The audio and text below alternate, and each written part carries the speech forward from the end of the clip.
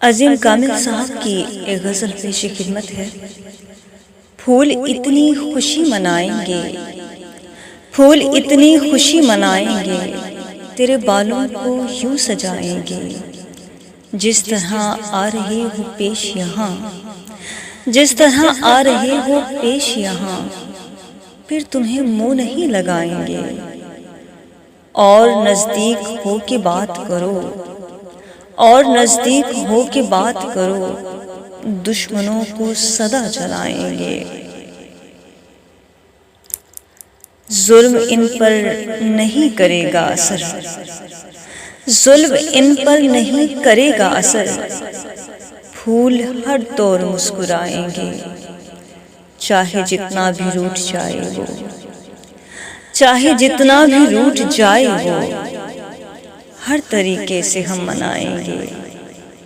फूल इतनी खुशी मनाएंगे, तेरे बालों को यूं सजाएंगे। शुक्रिया।